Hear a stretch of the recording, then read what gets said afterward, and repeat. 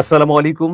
আমিরুল মোমিনিন মানিক আপনাদের প্রত্যেককে আমন্ত্রণ জানাচ্ছি চেঞ্জ টিভির লাইভ পর্যালোচনায়। দর্শক, আজ ১৯ অক্টোবর ২০২৫ এই মুহূর্তে সন্ধ্যা ৭টা বাজে। আমাদের আজকের আলোচনার বিষয় হচ্ছে ডক্টর ইউনূসের অ্যাকশনে ভারতের ১০ চুক্তি বাতিল, আতঙ্ক দিল্লিতে। আসলে কি ঘটতে যাচ্ছে? ভয়াবহ ঘটনা, বা ভয়াবহ না বলে যদি দুঃসাহসী বলি তাহলে এটাই হবে যথোপযুক্ত। এই অন্তর্বর্তীকালীন সরকারের ১৪ মাসের মেয়াদে অত্যন্ত সাহসিকতাপূর্ণ সিদ্ধান্ত নিয়েছে ডক্টর মোহাম্মদ ইউনূসের প্রশাসন। তারা ভারতের সঙ্গে অসম ১০টি বড় চুক্তি বাতিল করেছে। আরো বেশ কটি চুক্তি বাতিলের অপেক্ষায়। প্রিয় দর্শক, আমরা দেখে নিতে চাই যে কোন কোন চুক্তিগুলো বাতিল হলো। আমরা এই চুক্তিগুলো যদি দেখি তাহলে পরিষ্কার হয়ে যাবে যে আসলে বিগত ১৬ বছর কি ঘটেছে। একটা অভিযোগ কিন্তু সবসময় উঠেছিল যে যেসব চুক্তি করা হয়েছে, প্রথমত সেগুলোকে গোপন রাখা হয়েছে, দ্বিতীয়ত সেগুলো অসম বা সম্পূর্ণভাবে ভারতের স্বার্থের অনুকূলে ছিল। প্রিয় দর্শক, দেখুন এখানে একটা ফটো কার্ড আপনারা দেখতে পাচ্ছেন যে ত্রিপুরা চট্টগ্রাম রেল সংযোগ প্রকল্প ২০১৭ সালে স্বাক্ষর করা হয়, এটাকে বাতিল করা হয়েছে। অভয়পুর আখাউড়া রেলপথ সম্প্রসারণ ২০১৮ সালে করা হয়, এটাকে বাতিল করা হয়েছে। আশুগঞ্জ আগরতলা করিডোর ২০১৬ সালে, এটাও বাতিল। ফেনী নদী পানি ব্যবস্থাপনা প্রকল্প, এটা ২০১৯ সালে এটা বাতিল হয়েছে। আপনারা জানেন যে আবরারের হত্যার ঘটনা কিন্তু এই ফেনী নদীর পানি বিষয়ক একটি স্ট্যাটাসকে ঘিরেই। এরপর কুশিয়ারা নদী পানি বন্টন প্রকল্প, এটি ২০২২ সালে সম্পাদিত হয়, এটি স্থগিত করা হয়েছে।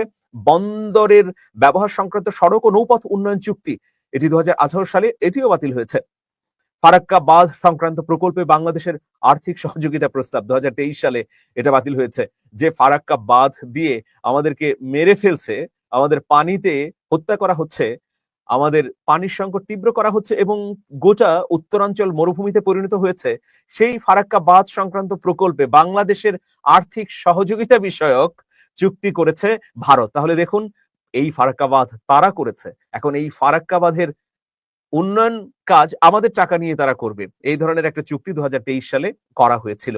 সিলেট শিলচর সংযোগ প্রকল্প, এটা ২০২০ সালে করা, এটিকে বাতিল করেছে এই সরকার। পেট্রোলিয়াম পাইপলাইন সম্প্রসারণ চুক্তি, এটা ২০১৯ সালে করা হয়, এটাকে বাতিল করা হয়েছে। জাতীয় ভারতীয় অর্থনৈতিক অঞ্চল মিরসরাই ও মোংলায়, যেটা আইইজেড নামে পরিচিত, সেটা বাতিল করা হয়েছে, এটা ২০১৯ সালে সম্পাদিত হয়েছিল। আদানি পাওয়ার বিদ্যুৎ আমদানি চুক্তি ২০১৭ সালে, এটি পুনর্বিবেচনার অপেক্ষায় আছে, কারণ এই মুহূর্তে এটি বাতিল করলে ভয়াবহ একটা বিদ্যুৎ সংকট তৈরি হতে পারে।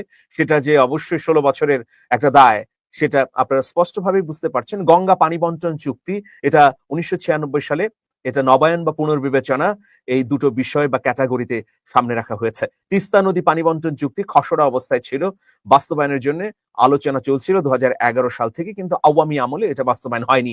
ভারতীয় প্রতিরক্ষা কোম্পানি জিআরএস এর সঙ্গে ট্যাগ বোর্ড চুক্তি, এটা বাতিল করা হয়েছে, এটা ২০২৪ সালে এই আওয়ামী সরকার পতনের আগে করা হয়েছিল। প্রিয় দর্শক, আপনারা নিশ্চয়ই বুঝতে পারছেন যে কি ধরনের অসম চুক্তি করেছিল গত ১৬ বছর ফ্যাসিবাদী প্রশাসন। সেই চুক্তিগুলোর মধ্য থেকে ১০টি গুরুত্বপূর্ণ চুক্তি ইতিমধ্যে বাতিল করে দেওয়া হয়েছে। প্রিয় দর্শক, আমরা যদি ২০১৪ সালের ঘটনাগুলি পর্যালোচনা করি, ১৪ সাল থেকে ২০২৪, এই ১০ বছরে বেশি চুক্তি সম্পাদিত হয়েছে ভারতের সঙ্গে। এই চুক্তিগুলোর কোনোটি কিন্তু প্রকাশ করা হয়নি, এবং এই চুক্তিগুলো যেন প্রকাশিত না হয় সেই জন্য নিষেধাজ্ঞাও দেয়া ছিল। তো প্রিয় দর্শক, এটি আসলে একটা ভয়াবহ ব্যাপার। দুই দেশের মধ্যে বৈষম্যমূলক আচরণ, ভারতকে যে সত্যিকার অর্থে সেই ১৬ বছরে আমরা উজাড় করে দিয়েছি, তার একটা নগ্ন প্রমাণ হচ্ছে এই চুক্তিগুলো। এখন এই সরকার এসে চুক্তিগুলো বাতিল করে দিল, এটার জন্যে ভারতীয় প্রশাসন বা বিভিন্ন পক্ষ বাংলাদেশের উপর চাপ প্রয়োগের জন্যে বিভিন্ন ঘটনা ঘটাতে পারে বলেও নিরাপত্তা বিশ্লেষকরা আশঙ্কা করছেন। এই যে দেখুন, জনকণ্ঠ একটি প্রতিবেদন প্রকাশ করেছে, সেখানে বলা হচ্ছে যে বাংলাদেশের কঠিন যে সিদ্ধান্তের কারণে এবার মাথায় হাত ভারতের। নানা খবরের জামাজলে আসলে এই খবরটি আমাদের চোখ এড়িয়ে গিয়েছিল। প্রিয় দর্শক, বিশ্বের দ্বিতীয় বৃহত্তম তৈরি পোশাক রপ্তানিকারক দেশ বাংলাদেশ এখন ভারতের বিমানবন্দর ও নৌবন্দর ব্যবহার করে পোশাক পণ্য বিশ্বব্যাপী রপ্তানি বন্ধ করে দিয়েছে। এর পরিবর্তে মালদ্বীপের সমুদ্র বিমান পরিবহন রুটকে বেছে নিয়েছে ঢাকা। বাংলাদেশের এই আকস্মিক সিদ্ধান্তে ভারতীয় বন্দরগুলো বিপুল পরিমাণ রাজস্ব হারাচ্ছে বলে ভারতীয় গণমাধ্যম লাইভ মিন্ট এক প্রতিবেদনে প্রকাশ করেছে। এটাও একটা বড় ধরনের সিদ্ধান্ত, প্রিয় দর্শক।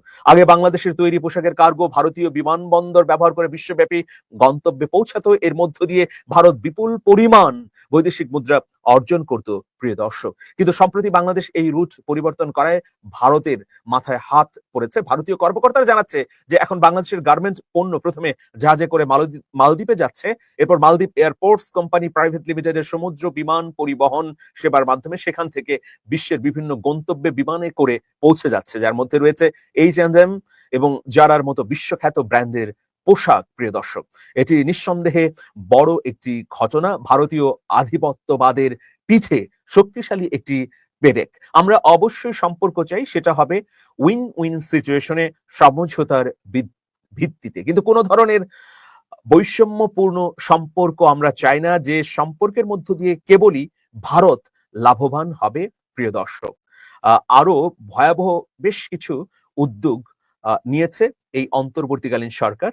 ভয়াবহ বলছি এই কারণে, এটা ভারতের জন্য ভয়াবহ আর বাংলাদেশের মানুষের জন্য জনকল্যাণ বান্ধব বা জন আকাঙ্ক্ষা সম্পৃক্ত। প্রিয় দর্শক, দেখুন, এই 10টি চুক্তি বাতিল হবার সঙ্গে সঙ্গে আসলে ভারতের ডিপ স্টেটের অন্যরকম একটা বার্তা পৌঁছে গেছে। কি বার্তা পৌঁছে গেছে?